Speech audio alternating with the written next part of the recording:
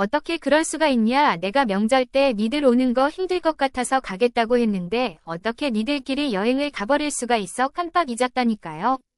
급땡처리 여행이라서 일본 가게 된 거였다고요. 왜 자꾸 사람을 나쁘게 보세요. 너 저번에도 내가 갔을 때 집에 못 들어오게 하고 공원이나 커피숍에서 만나자 하지 않았냐. 먼 길 온 부모 자고 갈까봐 그랬냐. 왜 그러세요. 그때는 집안 꼴이 더러워서 모실 사정이 아니었어요. 난장판 된 모습 보면 깔끔한 성격에 잔소리할 게 뻔한데 저희도 싫은 소리 듣고 싶겠어요.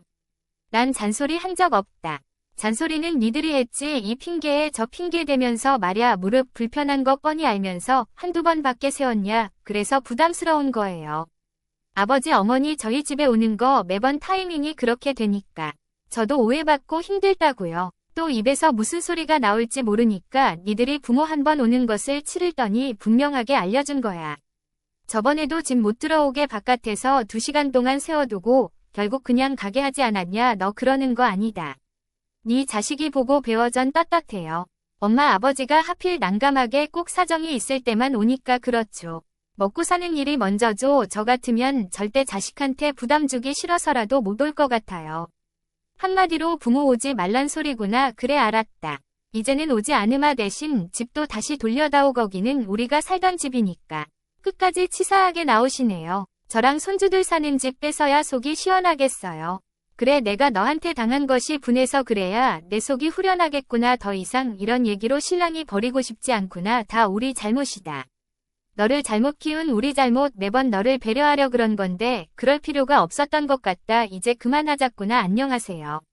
저는 74세인 오영이라고 하고 제 남편은 74세 문기범. 저랑 동갑내기입니다. 저희는 40살 때 서로 노총각 노처녀로 가게 일을 하면서 만나 서로 호감을 느껴 결혼을 하게 되었습니다. 요새는 40살에 결혼하는 사람들도 많고 결혼하지 않은 사람들도 넘쳐나지만 저 때만 해도 40살에 결혼하면 난리 나는 줄 알았고 결혼을 못하거나 재취자리로 들어가야만 하는 줄 알았습니다. 저는 평범한 회사 일을 하다가 갑자기 친정엄마가 치매가 와서 회사를 그만두고 8년 동안 어머니 모시기에 온 정성을 다했습니다. 오빠와 남동생이 있었지만 새언니와 올케가 싫어한다는 이유만으로 친정엄마를 지금의 요양원 같은 곳에 모신다고 했었는데 차마 딸로서 엄마를 그곳에 보낼 수가 없었기에 무턱대고 모시게 되었고 그러다 보니 혼기를 놓치게 되었습니다. 제가 39살 때 저희 엄마는 그렇게 돌아가시게 되었고 저는 엄마가 아무리 치매 환자였고 엄마를 모시면서 힘든 일도 많았지만 그래도 곁에 있어 주는 것만으로도 위지가 되고 감사했기에 엄마가 돌아가신 후 하염없이 울고 슬픔에 빠져 있었습니다. 저는 엄마 돌아가신 후 인생에 사는 낙을 잃어버린 거나 마찬가지였어요. 허나 언제까지나 무너져 있을 수는 없었고 이제 엄마를 보냈으니 제 인생도 살아야 했기에 저는 엄마가 남겨준 유산으로 옷가게를 차렸습니다. 장사가 생각보다 잘 되지 않아 팔리지 않는 옷들만 붙들고 권리금만 날리겠구나 싶어서 우울했는데 그때 제게 힘이 돼주던 옆 가게 설렁탕집을 운영하던 남편이 있었습니다. 가게는 작았지만 맛도 좋아서 설렁탕을 먹으러 몇 번 갔었는데 그때마다 사장님이었던 남편이 서비스로 설렁탕 값보다 비싼 수육을 내놓기도 하고 설렁탕 가격도 받지 않았을 적이 많았습니다. 그게 너무 고마워서 저는 사모님 가져다 주라고 예쁘다고 생각하는 옷들을 자주 챙겨주고는 했는데 알고 보니 노총각이었더랬습니다. 그 인연으로 저희는 만나게 되었고 결혼하게 되었습니다. 저는 제가 나이가 있고 하니 40살에 당연히 애는 못 보고 남편이랑 둘이서 서로 의지하고 살려고 했는데 결혼한 지 1년이 채 안 되었을 때 덜컥 임신이 되어버렸고 아들 하나를 낳게 되었습니다. 우는 소리가 우렁차 다들 커서 한 인물 될 거라고 사람들이 한마디씩 말해서 우리 부부 기분을 좋게 만들었는데 정말로 큰 인물이 되길 바래서 이름도 대인이라고 지었습니다. 사람이 이름 따라간다. 그래서인가 아들은 공부도 잘하고 똘똘해서 저는 벌어들이는 돈을 아들의 교육비로 많이 썼습니다. 지금도 그렇지만 그때도 교육하면 강남이 중심지였기 때문에 살던 집을 팔고 강남으로 이사와서 살았습니다. 대인이는 학교에서 언제나 모범생이었고 선생님들도 대인이한테 거는 기대가 크다 하여 저는 아들의 성공을 위해 그야말로 적지 않은 나이에 열혈 엄마가 되었습니다. 중학생인데 학원비가 너무 과해 영어 수학 국어 논술 세지도 못할 정도로 다니는데 이제 우리 내일 모레 60이라 노후 준비해야지 언제까지 뒷바라지하고 살 거야. 고등학생 때는 더 많이 들어갈 테니까. 당신이나 나나 악착같이 벌어야 돼. 노후 준비보다 당장 우리 자식의 미래가 걸려 있잖아. 잘하는 애들은 어떻게 해서든 다 잘해서 대학 들어가. 굳이 그렇게 시켜야겠어. 나는 내 노후보다 우리 대인이 미래가 우선이야. 우리 아들이 잘 되면 난 내 목숨이라도 내놓을 수 있어. 이제 대학생 될 때까지 얼마 안 남았어. 그때까지만 우리 뒷바라지하자. 남편이 교육비로 너무 많이 지출을 하니 좀 학원을 줄이자는 말에도 저는 귀담아 듣지 않고 남편을 어떻게든 설득해 열심히 아이의 뒷바라지할 생각만 했었습니다. 한때 제 전부가 친정엄마였듯 그때의 저 전부는 하나밖에 없는 아들이 되었습니다. 아들은 제 기대에 정말 잘 부응하는 아들이었고 제가 원하는 대로 열심히 공부해줬기 고마웠습니다. 하지만 아들은 정작 수능 당일에 시험을 망쳐서 기대보다는 아쉬운 대학에 진학하게 되었고 아들은 웬일인지 자신이 수능 망친 것에 대해 기가 막히게도 저희 탓을 했습니다. 나는 열심히 공부했는데 대학을 잘 못 간 곳은 엄마 탓이야. 엄마가 교회나 절에 가서 제대로 기도를 안 해서 내가 집중을 제대로 못한 거라고. 나보다 더 못한 애도 더 좋은 대학 갔는데 진짜 창피해서 원 기가 막힌 이유를 대서 저를 당황스럽게 만들었는데 그때는 그저 막 성인이 되기 전 어린아이라 생각했기에 시험 못 본 투정 같은 것을 하는 줄만 알고 저는 그냥 아들이 말하는 대로 다 제 탓이라고 미안하다고 얘기를 했습니다. 그보다 남편이나 저나 아들이 재수를 한다 하면 돈이 만만치 않게 또 들어갈 텐데 걱정을 했지만 그래도 서울에 나름 이름이 알려진 대학이라 아들은 재수하지 않고 대학을 졸업해서 직장에 취업하게 되었습니다. 그리고 머지않아 바로 직장에서 만난 2살 연상의 며느리를 데려와 결혼을 하겠다고 했습니다. 며느리가 참하고 똑부러져서 아이고 똑똑한 내 새끼 머리만 영특한 줄 알았더니만 여자도 잘 고르는구나 싶어 대견하게만 느껴졌습니다. 이번에 대인이 결혼하면 집 한 채를 사줘야 하는데 됐어. 무슨 집이야. 이제까지 돈 들어서 대학 공부까지 시켜줬으면 됐지. 이제 어엿한 사회인인데 자기가 돈 벌어서 신혼집 마련해야지. 언제까지 우리가 보태줘야 돼. 그래도 아들 하나 있는 거 해줘야죠. 아침밥이라도 제대로 얻어먹이게 하려면 집은 해줘야 하지 않겠어요. 아서 이제 우리도 쉬어야지. 우리 지금 돈 모은 걸로 노후자금 하면서 여유있게 살아야지. 아들 위하려다가 거짓 인쇄 못 면해. 당신 늙어서 폐지 주우면서 다니고 싶어. 우리 아들이 우리 폐지 줍게 할 것 같아요. 얼마나 효자인데 우리가 부담 안 주고 싶어서. 그렇지. 우리 대인이 우리 힘들다 하면 당장 모실 녀석이에요. 아직도 자식을 믿나. 이 사람아. 자식은 장가 가면서부터 그냥 우리랑 남남이라고 생각해야 돼. 그래야 속 편하고 속병도 안 생겨. 이제껏 다 당신이 알아서 했으니 이제는 내 말대로 해. 돈을 손에 쥐고 있어야 자식들도 부모한테 잘하는 법이야. 사실은 아들 키 빼고 살라고 집을 한 채 주고 싶었건만 그것도 남편이 이제껏 키워줬으면 신혼집 정도는 스스로 마련하게 두라고 노후자금을 운운하길래 대인이 키우는데 제 맘대로 했으니 말을 듣지 않을 수 없는 상황이었습니다. 그때 당시 저나 남편은 이미 환갑을 넘긴 상황이었고 아무래도 저희가 나이가 있다 보니 빨리 결혼했으면 하는 바람이었는데 저는 마냥 아들이 며느리를 데려와 줘서 고맙기까지 했었습니다.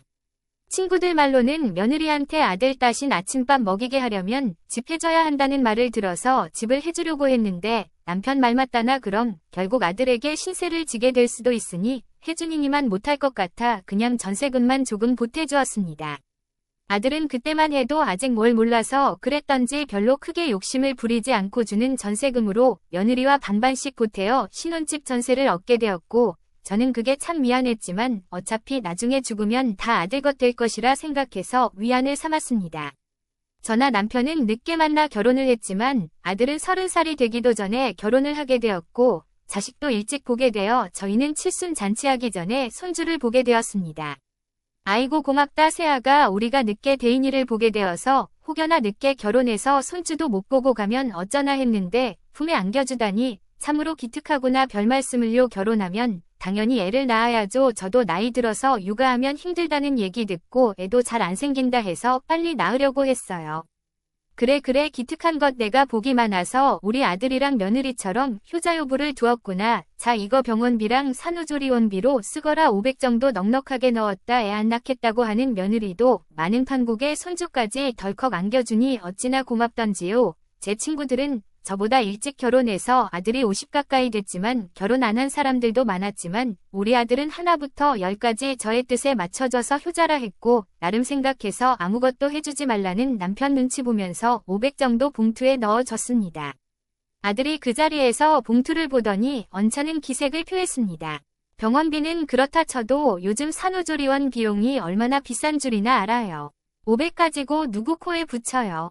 산후조리원 비용이 그렇게 비싸냐? 장모님 말씀 들어보니까 친구분들 누구누구 얘기하면서 며느리가 애 낳으면 명품백도 해준다 자도 사준다 했다더라고요. 제가 그 말 듣는데 민망해서 죽는 줄 알았어요. 그랬구나 미안하다 엄마는 미처 생각하지 못했어. 내 딴에는 병원비랑 산후조리원비 대주면 괜찮다 생각했는데 며느리가 바라는 선물이라도 있어 저를 불러내어 볼멘소리로 말하길래 저는 얼떨결에 미안하다고 사과하며 혹시나 바라는 게 있냐고 했습니다만 한편으로는 저도 기분이 안 좋기는 했습니다. 안사돈을 얌전하고 좋은 분으로만 봤는데 제 아들에게 와서 자기 딸이 애를 낳았으니 어떤 시어머니는 뭘 해줬다더라 이런 얘기를 한다는 것도 조금 우습기는 했고 그걸 듣고 또 제게 씩씩대며 말하는 아들에게도 섭섭하기는 했습니다. 그러면서 아들은 제 마음도 몰라주고 장모님께 들은 말들을 제게 읊었습니다. 애도 이제 생겼는데 언제까지나 남의 집 전전할 수는 없는 것 같아요. 옛날만 해도 남자가 집을 해오고 여자가 혼수를 해온다는데 저나 지은이나 공평하게 반반씩 전셋집하고 혼수까지 같이 했잖아요. 지은이 친구는 다들 자가로 사는데 애까지 있으면서 전세로 사니까 제가 되게 미안해지더라고요. 내 장모님이 너한테 그렇게 얘기하더냐? 아니요, 이건 제 생각이에요. 절대 제가 아는 아들의 머릿속에서 나올 얘기가 아니었습니다. 아들은 아니라고 했어도 이건 필시 장모님이나 며느리의 불만이 분명하다 여겨졌습니다. 저도 모르게 목소리가 날카로워졌지만 아들 또한 물러서지 않은 채 제게 눈 똑바로 뜨고 할 말 했습니다. 이참에 엄마가 집을 좀 해주셨으면 좋겠어요. 엄마한테 받은 전세자금은 돌려드릴게요. 지금 엄마 아버지가 사는 집 강남 쪽이라 저희 직장에서도 가깝고 나중에 애 태어나면 학군지라서 교육하기에도 좋아요. 그 집 저희가 들어가서 살게요 이 말이 하고 싶었구나. 저는 단박에 알아챘습니다. 지금 사는 집은 강남이긴 하지만 낡은 아파트였고 그치만 어느 정도 집값이 나가는 집이었습니다. 항상 제일 먼저 가격이 많이 오르는 집값을 주도하는 지역이어서 어찌 보면 그 집 한 채가 저희에게 있는 가장 값나가는 재산이었습니다. 그 재산을 아들은 대놓고 달라 하는 것이었습니다. 그럼 엄마 아버지는 어쩌고 어디 가서 살아 시골에 아버지가 할아버지한테 물려받으신 집 한 채 있으시잖아요. 어차피 노후에 거기서 사시려고 집 한 채 마련해 두신 거 아니에요. 한평생 이곳에서 살았는데 거기가 어디라고 사니 네 아버지한테 고향집이기는 하다만 지방. 은 노인들이 살기 좋지 못하다 좋은 병원도 서울에 다 모여 있는데 무슨 소리를 하시는 거예요. 나이 들면 보통 공기 좋고 물 맑은 곳에 가서 사시는 게 맘 편하죠. 산도 있고 마당 있는 텃밭에서 채소 키우시면서 많이들 사시는데 왜 이렇게 엄마 아빠는 별나요 365일 병원에 드나들 거예요. 속으로 네 장모님 장인어른한테 그런 소리 해봐라 요놈아 어떤 말 나오나 이 말이 하고 싶었습니다. 사실 집값 때문에 그렇지 요새는 다들 젊은 사람들이나 나이 든 사람들이나 서울 살고 싶어하는 것은 매한가지라 생각합니다. 제 친구들만 하더라도 요새 서울 살면서 공원 조성도 잘 돼 인근 산길도 다 어른들 운동하기 좋게 다져놓으니 굳이 시골까지 안 가도 충분히 경관을 누리면서 살 수 있었습니다. 그렇지만 아들은 저희에게 시골로 가라고 하고 있었습니다. 저희가 살던 집을 차지하기 위해서 말입니다. 비록 크고 비싼 집은 못 해줬어도 하나밖에 없는 아들 남부럽지 않을 만큼 교육적으로 지원해 주었다고 생각했는데 아들은 여태껏 자기가 누렸던 것은 까맣게 잊고 있었나 봅니다. 일단 네 아버지랑 한번 의논해 보마 가게도 아직 있고 나나 네 아버지나 한 동네에서 오래 살았기에 움직이기가 쉽지가 않다. 어차피 가게는 아버지도 연세 드시면서 정리할 생각이라 하셨어요. 웬만하면 제 부탁 들어주세요. 제가 엄마 아버지 섭섭치 않게 더 노력할게요. 저는 아들에게 서운한 것 투성이었지만 마지막 엄마 아버지 섭섭치 않게 노력한다는 말에 아들을 믿고 싶은 마음이기는 했습니다. 집에 돌아가서 남편에게 좋은 말로 말하니 차라리 남편은 그 집을 팔고 다른 지역으로 가면 아들이나 저희나 두 채의 집을 살 수 있을 거라 해서 그걸 팔자 했지만 아들은 그 집을 팔면 다시는 강남으로 입성 못할 거라며 자식을 위해서 꼭 강남에서 교육시키고 싶다고 부탁을 했습니다. 저도 교육열 많은 애미였던지라 자식의 심정을 이해 못하는 바는 아니었습니다.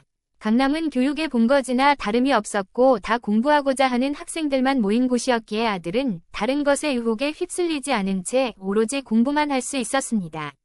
아들 스스로가 좋은 곳에서 좋은 교육을 받고 자란 것을 알았으니 손주에게도 자기가 누린 것을 똑같이 배우게 해주고 싶다는 그 심정을 저는 충분히 100번 만번 이해했습니다. 그냥 우리 아들에게 이 집 주고 물려받은 집으로 갑시다. 그게 무슨 소리야. 가게도 여기 있는 판국에 그 시골까지 가서 뭐 먹고 살라고 어차피 아버님께서 남겨주신 집이라 당신 역시 쉽게 그 집 못 팔았잖아요.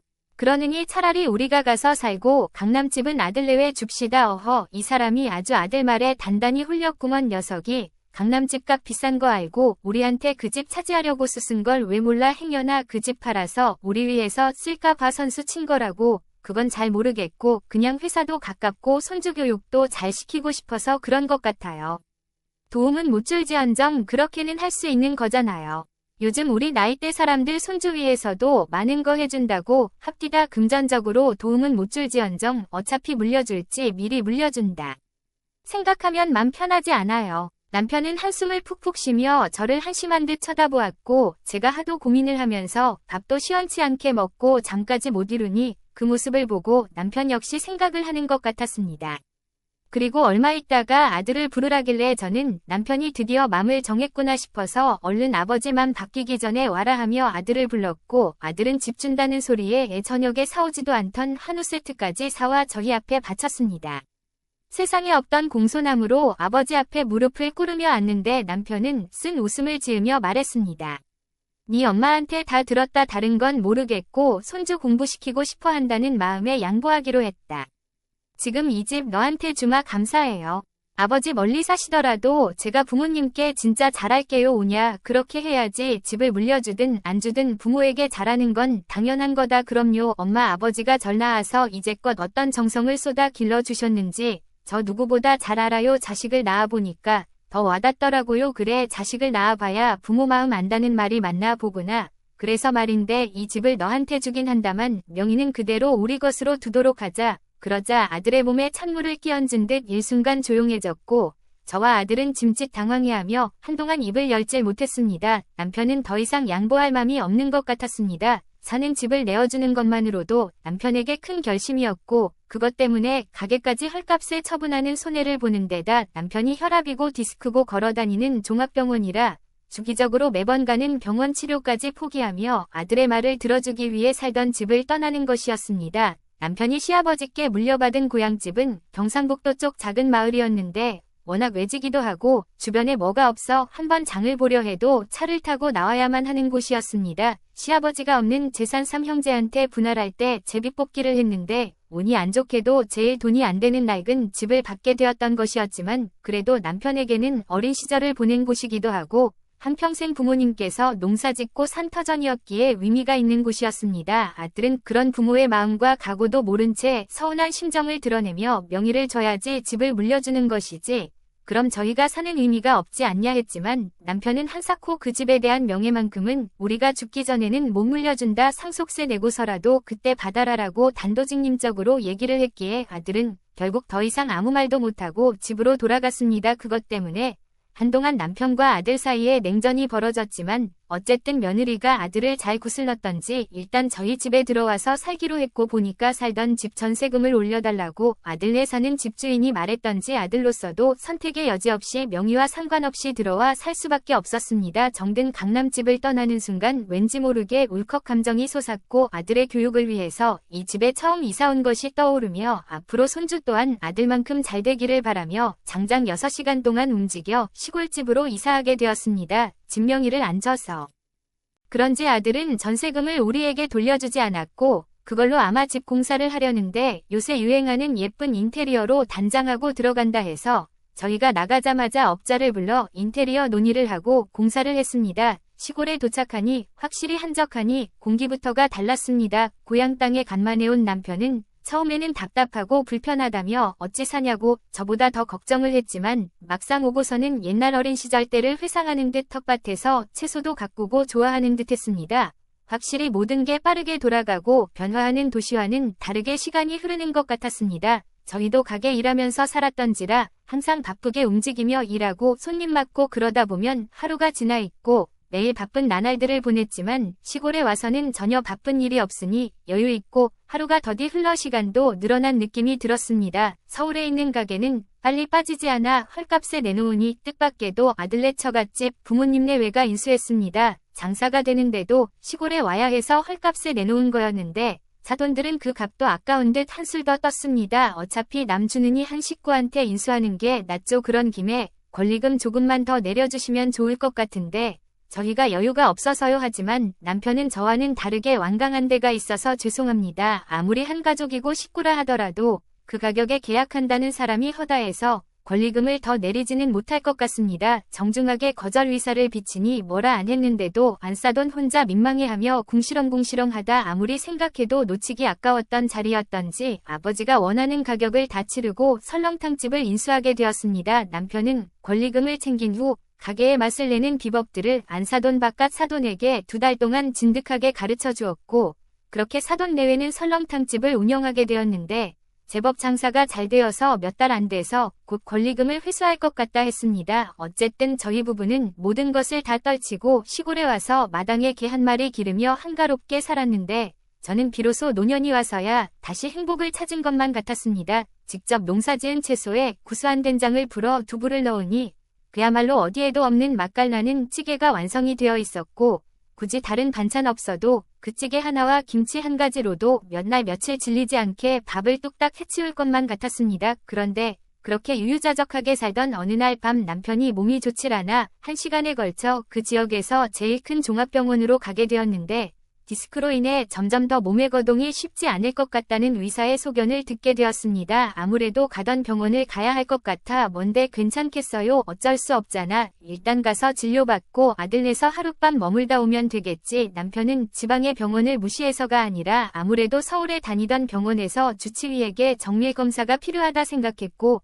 저는 남편과 함께 다니던 강남에 있는 큰 병원으로 가고자 예약을 잡았습니다. 6시간이나 걸리니 하루 왔다 갔다 하기에는 체력이 받쳐주질 않을 것 같았고 어차피 아들네 집에서 병원까지 20분 내외이니 하룻밤 머물기로 하고 전화를 넣었습니다. 인테리어 공사 다 끝났고 입주했다고 했으니 달라진 옛집을 구경 가보고 싶기도 하고 무엇보다 아들내외랑 많이 컸을 손주를 볼 생각을 하니 병원과는 남편의 맘과는 다르게 제 맘은 설레는 맘도 한편에 있었습니다. 대인이냐 엄마다 이번에 네 아버지와 함께 병원 때문에 서울 간다. 아버지 병원에요. 어디 편찮으세요? 아버지가 아무래도 디스크가 말썽인가 보다 요새 텃밭을 가꾸며 일을 하니 덧난 모양이야. 조심 좀 하시지. 그게 어디 조심한다고 되니 나이 들면 여기저기 몸 고장나는 건 어쩔 수 없는데 그래서 말인데 병원 갔다가 네 집에서 하룻밤 자고 가고 싶은데 바쁘냐 내야 그게요. 당장이라도 괜찮다며 오셔서 주무시고 가라 할 줄 알았건만 아들은 쉬이 대답하지 않고 뜸을 들이며 망설였습니다. 한동안이나 대답 없자 다시 되물었습니다. 왜? 평일이라 바쁘니 어차피 저녁 때쯤 가긴 할 텐데 그건 아닌데요. 그냥 조금 당황해서요. 그게 무슨 소리인가 싶었습니다. 다른 데도 아니고 자식집인데 부모가 간다 해서 그게 당황할 일인지 제가 더 당황스러웠습니다. 요새 애가 좀 아파서 아내가 예민해져 있거든요. 괜히 이상한 균에 감염되면 안 돼서 아내가 장모님이랑 장인어른도 요새 잘 못 오시게 해요. 그건 며느리가 잘못하는 거다. 다들 깨끗하고 청결한데 뭐가 문제가 된다는 거냐. 사돈들 서운하셨겠구나. 일단 지은이한테 한번 물어볼게요. 그래 한번 물어보고 연락처라. 저는 일단 아들에게는 알았다고 했지만 참 서운하긴 했습니다. 물론 아닐 수도 있겠지만 아들은 왠지 저희 내외가 오는 것이 신경 쓰여서 애가 아프다는 걸로 며느리가 친정 식구들도 안 부른다고 하는 것 같았습니다. 그 심정을 저는 충분히 100번 만번 이해했습니다. 그냥 우리 아들에게 이 집 주고 물려받은 집으로 갑시다. 그게 무슨 소리야. 가게도 여기 있는 판국에 그 시골까지 가서 뭐 먹고 살라고. 어차피 아버님께서 남겨주신 집이라 당신 역시 쉽게 그 집 못 팔았잖아요. 그러느니 차라리 우리가 가서 살고 강남집은 아들내외 줍시다. 어허, 이 사람이 아주 아들 말에 단단히 홀렸구먼. 녀석이 강남집 값 비싼 거 알고 우리한테 그 집 차지하려고 쓰쓴 걸 왜 몰라. 행여나 그 집 팔아서 우리 위해서 쓸까 봐 선수 친 거라고. 그건 잘 모르겠고 그냥 회사도 가깝고 손주 교육도 잘 시키고 싶어서 그런 것 같아요. 도움은 못 줄지언정 그렇게는 할 수 있는 거잖아요.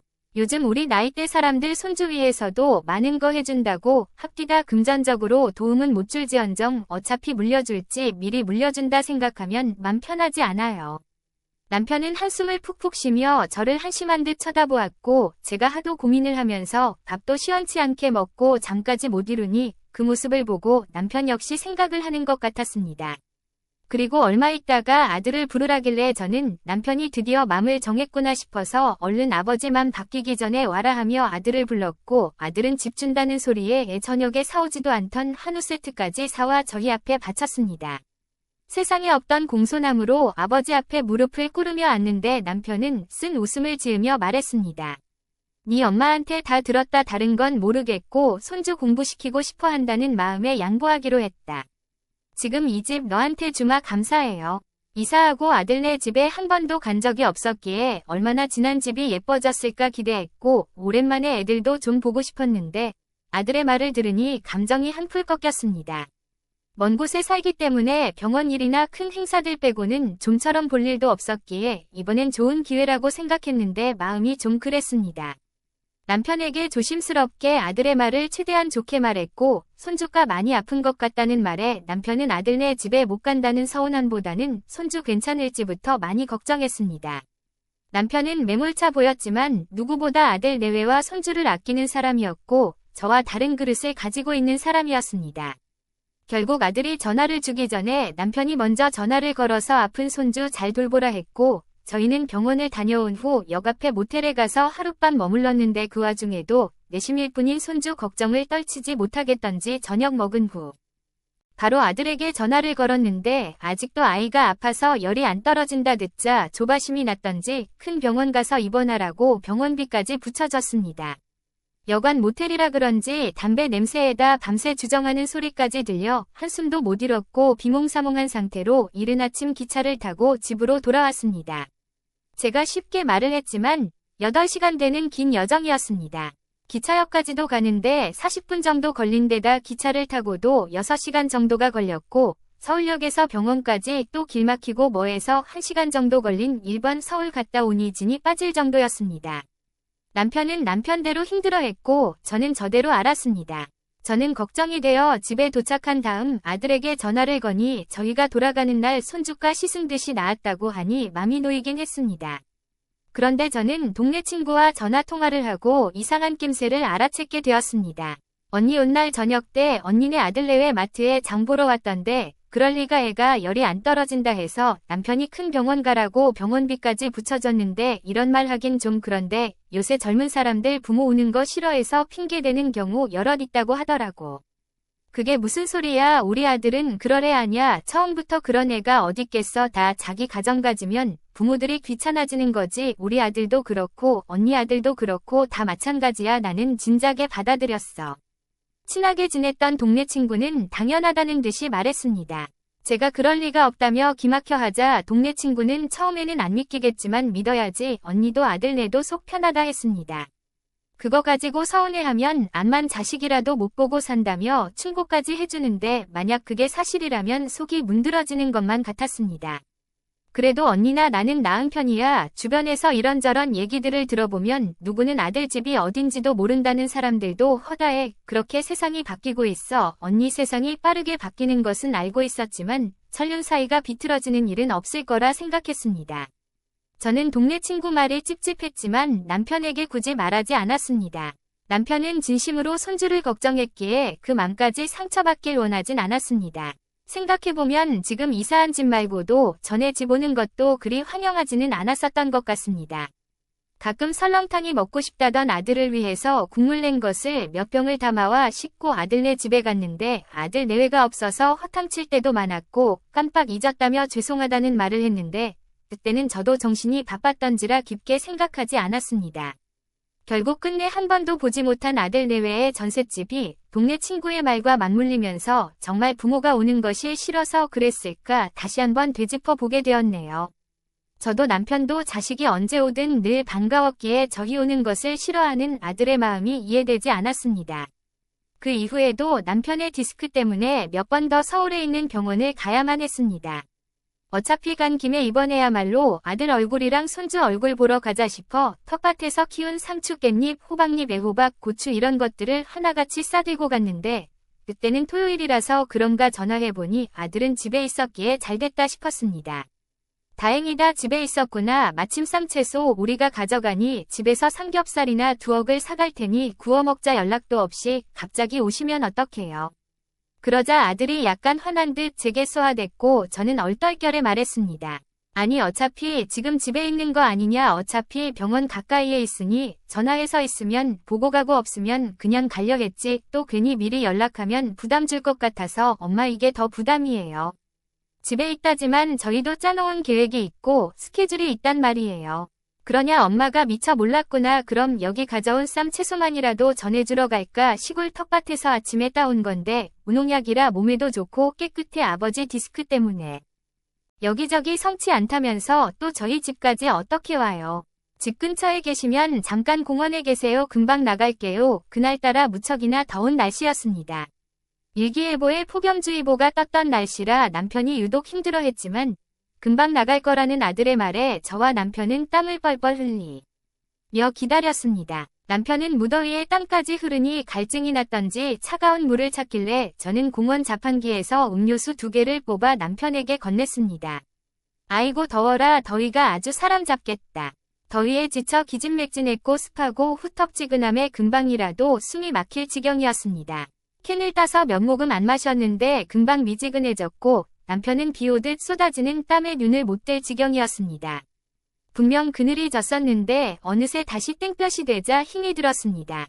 대체 이 녀석은 언제 오는 거야? 금방 나온다고 해놓고선 전화도 안 받아요. 당신 여기 있을래요? 후딱 내가 전해주고 올게요. 일단 좀 더 기다려보자고. 바로 앞인 거 모르는 거 아니고 전해주면 되는 건데 굳이 자기가 나온다는 거 보면 사정이 있지 않을까 걱정되네요. 정말 바로 앞인데 혹시 사고라도 난 거 아니겠죠? 워낙 어렸을 때부터 주변을 잘 못 봐서 오마리씨가 돼. 이 사람아 일단 그럼 저기 아무데나 시원한 곳에 들어가자고. 이러다가 더위가 사람 잡겠어. 도착하면 전화하겠지. 금방 올 것이라는 아들 말 듣고 조금만 더 하다가 옷이 땀번벅이 되어 젖게 되었고 갈아입을 옷이 없어 옷을 말리기 위해서라도 시원한 카페에 들어가게 되었습니다. 에어컨 바람을 쐬니 그제서야 숨통이 트이더라고요. 이미 카페에는 사람들이 꽉 차서 발 디딜 틈이 없었지만 한쪽 구석에 기다리는 한이 있더라도 나갈 순 없었습니다. 음료를 시켜서 자리가 날 때까지 우두커니 서 있는 가운데 핸드폰 시계를 보니 벌써 1시간이 지나가 있었습니다. 몇 번이나 다시 전화했는데 받지를 않아서 불안한 마음에 혹시나 싶어 며느리 전화로 걸어보니 다행히 며느리는 전화를 받았고 그야말로 황당한 말이 돌아왔습니다. 어머나 이가 애 재우느라 같이 잠들었나 봐요. 얼른 깨워서 보낼게요. 세상에 방금 나오기로 한 녀석이 잠들었다니 머리가 띵해져 왔습니다. 며느리는 아들이 잠들었다고 깨워서 보낸다 했고 남편의 표정은 상황을 지켜보고서 점차 어두워졌습니다. 저도 이건 아들의 잘못이라고 생각이 들었습니다. 그럴 것 같으면 아들이야말로 진작 연락을 주는 게 맞고 바로 집 앞인데 상추만 전하고 가면 될 것을 1시간이나 카페에서 돈 들이고 시간 들이고 걱정하기까지 만들었습니다. 뒤늦게 아들이 부스스한 얼굴로 나타났습니다. 죄송해요. 좀 늦었어요. 애가 아빠 가지 말라고 울고불고 붙잡아서 애 재우다가 같이 잠들다가 지금 나왔네요. 그래도 카페에 있으셔서 시원하셨죠. 물론 카페에 있었지만 손님이 많아 자리를 못 맡아 서 있는 우리들에게 아들이 할 소리는 아니었습니다. 저도 남편도 아들에게 화가 많이 나 있었기에 한 소리 하려 했으나 남편이 먼저 선수 쳤습니다. 너 지금 뭐 하는 거냐? 나 무릎 아픈 거 뻔히 알면서 디스크 있는 거 알면서 부모를 땡볕에 바깥에서 1시간 동안 기다리게 만들어 뭘 땡볕이에요. 지금 카페 시원한데 계셨잖아요. 뭐라고 너 이 녀석아 너 금방 나온다는 말 때문에 바깥에서 계속 있다가 지금 막 카페에 들어온 거 아니냐 그러셨어요. 죄송해요. 이것만 가지고 가면 되죠. 아들은 검은 봉투에 한가득 담겨있는 농사지은 채소를 들었고 죄송하다고 대신 여기까지 차로 태워다 주겠다고 하는데 그래도 1시간을 기다리게 한 건 참 괘씸했습니다. 죄송하다는 자식에게 더 뭐라 할 것도 없어서 어쩔 수 없이 감정을 꾹 참고 주차되어 있는 아파트 앞으로 가는데 그때 뭔가 발견했는지 잠깐만요 하면서 다시 저희를 바깥에 세워놨습니다. 아들의 발길이 멈춘 곳은 아파트 상가 한 정육점이었고 이번에는 진짜 금방 갔다 오겠다며 후다닥 삼겹살을 사왔는데 혹시나 아들이 쌈채소 받은 김에 집에 들러 고기라도 구워줄란가 삼겹살을 사왔나 싶어 은근 기대하며 제가 물었습니다. 혹시 그거 우리랑 같이 먹을 거냐 이거요? 아니요. 애엄마가 쌈채소 가져오니 오늘 저녁 삼겹살 먹는다고 사오라고 시켜서요. 저 이것만 집에다 얼른 두고 올게요. 더우니까 제가 차 에어컨 틀어놓을 테니 거기 안에 계세요. 아들은 차 문을 열어주고 에어컨을 켜 후 후다닥 올라갔는데 그야말로 밀려오는 서운함이란 이루 말할 수 없었습니다. 남편은 어느 순간 말수가 없어졌고 입을 굳게 다문 채 집에 도착할 때까지 한마디도 안 하고 제 손을 꼭 쥐었습니다. 남편의 마음이 느껴졌고 저 또한 이제 서운함을 넘어 배신감까지 느껴졌습니다. 더불어 그때 동네 친구가 말한 대로 저희 병원에 다녀온 그날 아들의 집 문을 두드렸을 때 우리를 집에 안 들이려고 애 아프다는 거짓을 한 거라는 말이 새삼 떠올라서 더 기분이 안 좋았습니다. 아들은 번갯불에 콩 튀겨 먹듯 빠르게 며느리에게 고기와 쌈 야채를 전해주었고 차에 타자마자 바로 에어컨을 끄며 역으로 갔습니다. 저의 기분은 가시밭에 있는 느낌이었습니다. 눈치 없는 아들은 뭐가 그리 기분이 좋은지 집 가까이 간 부모를 한번 들이지도 않고 역에다 모셔다 주면서 흥얼거리기까지 했습니다. 참 엄마 아버지 드릴 말씀이 있는데요. 이번 명절이 다른 해보다 좀 짧기도 하고 아무래도 애가 어려서 고생할 것 같아서 못 내려갈 것 같아요. 그래 그럼 명절날에도 못 보는 거냐? 아니요 그건 아니고요. 그래서 집사람이랑 의논했는데 요새는 엽기성 많이 한다고 하잖아요. 혹시 괜찮으면은 이번에 엄마 아버지 저희 집에 와주실 수 있을까요? 죄송해요. 저는 그 말을 듣고 상당히 뜻밖이라고 생각했습니다. 오늘도 그렇고 저번에도 그렇고 예전 아들이 전세 살던 신혼집에도 며느리도 아들도 저희들이 집에 오는 것을 싫어하는구나 생각했습니다. 그런데 이번엔 그것도 명절에 저희에게 와달라고 하니 모든 명절 음식을 다 며느리가 차릴 수 있나 싶을 정도로 생각지도 못한 것이었습니다. 그 얘기를 듣는 순간 남편의 제 손을 꼭 쥐는 손이 풀렸고 남편이나 저나 참을 수 없는 미소가 나왔습니다. 그럼 그렇지 우리 아들이 어떤 아들인데 그동안 부모가 아들네 오는 것이 싫어서가 아니라 정말 무슨 사정이 있어서 그랬나 보다 이해하게 되었습니다. 더욱에 묻지도 않았는데도 아들은 찔렸던지 오늘 며느리나 아들이나 다 집에 있었는데도 부모님을 못 오게 할 수밖에 없었는지 부연 설명도 붙였습니다. 사실은 오늘 저녁 처갓집 부모님들이랑 식사하기로 되어 있어서 이미 와서 기다리고 계셨거든요. 근데 엄마 아버지가 오신다고 하면 양가 부모님 서로 불편할 것 같아서 역까지 모셔다 드리기로 한 거예요. 그랬구나. 근데 사도는 음식점 교육 때문에 2달 정도 만나서 많이 친해진 상태라 그렇게 불편하거나 어렵진 않았을 텐데 제가 살짝 귀뜸해 드린다면 그때 엄마 아버지가 가게 처갓집 부모님들께 내놨을 때 권리금 조금 조정해달라고 부탁드렸잖아요. 근데 그거 안 해주셔서 그게 좀 남아 계신 것 같더라고요. 아들은 나름의 이유를 붙여가며 오늘 바깥에 있는 저희를 집안에 초대 못하는 이유에 대해서 말을 했고 사실 아들이 말하는 그 이유가 딱 와닿지는 않았지만 그래도 명절날 아들이 우리를 신경 쓰고 있었구나라는 것이 부딪히면서 되도록 자식 일이나 좋게 생각하려고 노력했습니다. 아들 덕분에 역까지 편하게 오기도 하고 아들이 해명하니 마음이 그 어느 때보다 편안해져서 그런가 저나 남편이나 기차에서 푹 자고 개운하게 내렸던 것 같습니다. 무엇보다 아들에 대한 오해가 풀린 것이 좋았고 덕분에 서운하고 섭섭한 마음도 가시려고 노력했습니다. 그리고 시간은 눈 깜짝할 새 지나가 어느새 명절을 앞두게 되었을 때 요새는 엽기성도 많이 하는지 표는 갈 때 올 때 다 매진이었습니다. 항상 서울에 갈 때마다 날씨가 좋게 흘러가지는 않았습니다. 저번에는 폭염주의보 때문에 살을 내는 듯한 더위에 못 견뎌왔는데 이번에는 더위는 물러갔지만 명절에 맞춰 태풍이 온다는 소식을 듣게 되었습니다.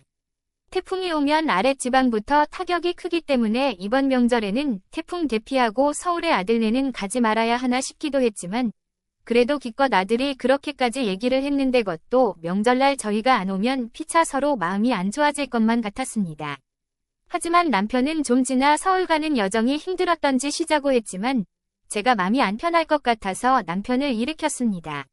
이번에 기껏 아들이 오라 그랬는데 가야죠. 가서 우리 손주 얼마나 총명하고 예쁘게 잘 크는지도 보고 싶고 우리가 살던 집 아들네가 어떻게 인테리어하고 사는지도 궁금하고 아들이 오락 부탁까지 했는데 가봅시다. 아유 아주 아들이라면 예나 지금이나 꿈뻑 죽는구만. 나도 두 손 두 발 다 들었소. 당신 알아서 하시구려. 남편의 항복을 받아낸 저는 결국 기차표를 끊고 아들에게 줄 직접 담근 된장이랑 고추장 감자랑 각종 반찬들이랑 바리바리 싸들며 기차에 올랐는데 태풍 때문인지 무서울 정도로 비가 세차게 쏟아졌습니다. 한숨 푹 자야지 서울에 도착할 것 같아서 남편과 저는 눈을 붙인 후 깨났는데 서울 날씨는 아직 태풍 영향권에 들지 않았던지 날씨가 아직 나빠지진 않았습니다.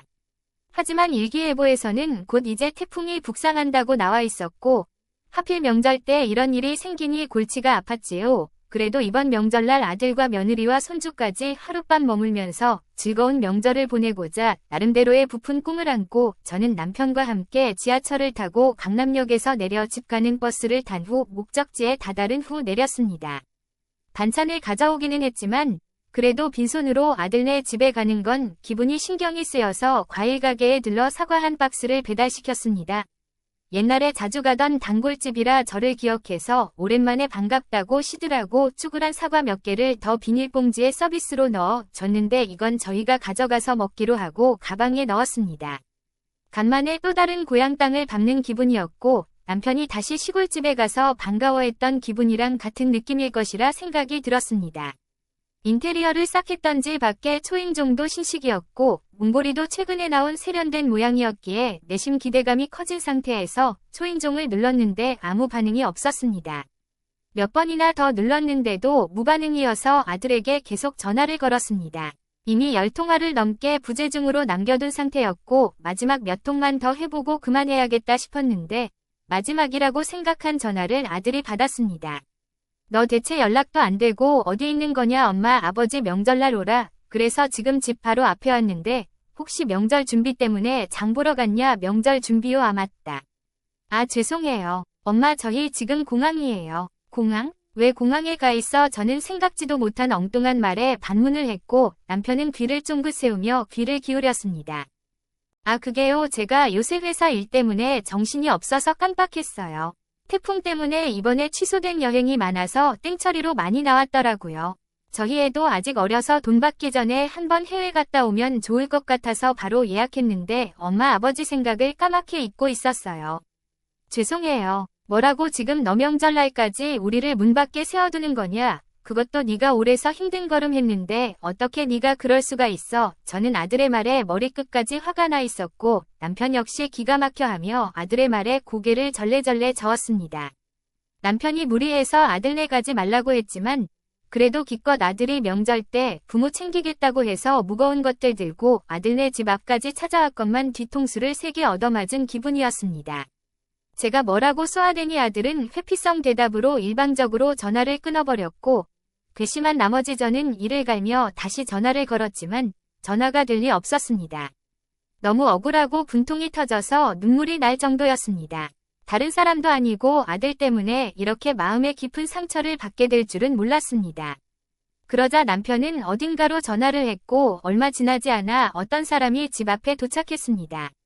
알고 보니 열쇠 수리공이었습니다. 나이가 들어서 집 비밀번호를 잊어버렸는데 이것 좀 뜯어주시오. 여기 진짜 어르신 댁 맞습니까? 다행히 기종이 분리하기 어려운 것은 아니긴 합니다만 내가 여기서 산지 30년이 다 됐소. 이웃 주민들한테 물어봐도 좋으니 내 말 믿고 당장 이 거추장스러운 거 뜯어요.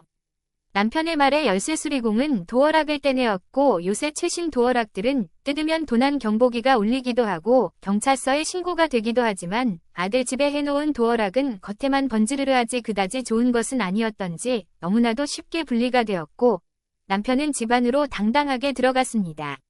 저는 그래도 주인 없는 아들 집에 이렇게 들어가도 되나 발을 동동 굴렸지만 남편이 어서 들어오라는 말에 얼떨결에 들어갔습니다. 그런데 정말 삐까번쩍하게 살았습니다. 온통 하얀 최신식의 인테리어에 깔끔한 가구들이 장식되어 있었고 남편은 쓱 한번 둘러본 뒤 갑자기 이삿짐센터 일꾼들을 부르더니 아들네 짐을 바깥에 재활용 버리는 곳에 다 쌓아달라고 말했습니다. 그리고 딱지 붙이려면 애들 내외에게 얘기하라고 하고 시골에 있는 짐을 여기로 옮기겠다고 예약을 했습니다. 제가 이래도 되냐고 물었더니 남편은 짐을 다 빼고 이사올 각오로 말했습니다. 여기 아직 우리 명의인 거 잊었어 대인이 저 녀석이 잠깐 자기 상황을 잊은 것 같은데 이건 엄연한 우리 집이고 녀석은 이 집에 살 자격이 없어서 집주인 맘대로 내쫓는 거야. 남편은 일꾼들이 가구들을 내놓은 것을 보고 속이 시원하다며 앞으로 예쁘게 꾸민 집에 우리 집을 놓고 행복하게 살자고 말했습니다. 그리고 아들 내외가 일본 여행을 즐기는 동안 명절 휴일이라 이삿짐 비용을 따따블로 주면서까지 시골에 있던 짐을 모두 다시 강남 집으로 옮겼고 도어락도 절대 못 뚫는 최신식으로 바꾸어 저희는 다시 강남 집에서 살게 되었습니다. 시골집도 정겹고 좋았지만 그래도 뭐니뭐니 해도 살던 터전이 가장 좋았습니다. 저는 애들 주려고 가져온 반찬이 아직 멀쩡하길래 그것과 갓 지은 밥을 함께 먹었고 그 어느 때보다 꿀맛이었습니다. 그리고 머지않아 아들이 돌아왔는지 찰칵찰칵하며 도어락 비밀번호를 누르기 시작했지만 될 턱이 없었습니다. 뒤늦게 도어락이 바뀐 것을 알았던지 아들 내외는 뭔가 잘못됐다며 경찰에 신고를 했고 경찰들이 우리 집에 들이닥쳤습니다. 아들은 저희가 있는 모습을 보고 깜짝 놀랐고 가구가 다 저희 집에 있던 가구로 바뀌었다는 것에 또 한 번 놀랐습니다. 며느리는 이 모습을 보고 눈이 뒤집어질 지경이었고 시부모고 나발이고 악을 쓰며 이게 지금 뭐하는 짓이냐며 소리를 질렀고 경찰이 진정시켰습니다. 아니 세상에 어떻게 그럴 수가 있어요. 저희가 깜빡 잊고 일본 여행 갔기로써니 이렇게 일방적으로 집을 빼앗을 수 있는 거예요. 엄마 아버지 해도 진짜 너무하는 거 아니에요. 어떻게 저희한테 말 한마디 없이 이렇게 아나무인 행동을 하실 수가 있으세요. 말 한마디 없이 부모랑 약속 어기고 일본 여행 간 건 니들 아니냐 똑같이 당해보니 니들도 기가 막히고 황당하지 되니. 너 니가 살고 있다 해서 뭔가 잊고 있나 본데 여기는 원래 우리 집이다. 나와 네 엄마 이름으로 되어 있는 우리 집. 넌 이 집에 대한 소유권 하나도 없어. 그래도 이제까지 우리가 살았잖아요. 아버지가 이런 식으로 자식에게 횡포를 부릴 수가 있어요. 이거 아무리 부모님이 저지른 짓이지만 법적으로 문제될 수 있는 거 모르세요. 오냐 그래 어디 한번 경찰 부른 김에 신고까지 해봐라 못된 자식. 내가 너를 얼마나 애지중지 길렀는데 네가 감히 부모한테 못할 짓을 해. 법적 얘기했으니 어디 한번 가볼 때까지 가보자. 아무리 부모라지만 법적으로 따지고 들면 충분히 문제될 수 있는 것이었으나 저희가 아직 집 주소를 시골로 옮겨놓지 않은 덕분에 아들과 저희는 같은 집에 살고 있는 동거인으로 되어 있었고 그 덕분에 저희는 크게 문제되지 않은 채 집을 다시 되찾을 수 있었습니다. 아들과 며느리는 법적으로 문제를 삼으려고 사방팔방 알아보았고 명의와는 상관없이 실제 거주하는 사람에게 권리가 있다고는 하지만 그건 사는 사람에게 문제가 없을 때 해당되는 것이었습니다. 하지만 아들 내외가 짧게 남아 살면서 주변 이웃들과 소음으로 마찰이 있었던 점이 인정되고 비윤리적인 부모에 대한 행동이 착용되었던지 남편의 일방적일 수 있었던 행동들에 대해 다행히 처벌받지 않고 결과적으로 아들은 그 집에서 나가야만 했습니다.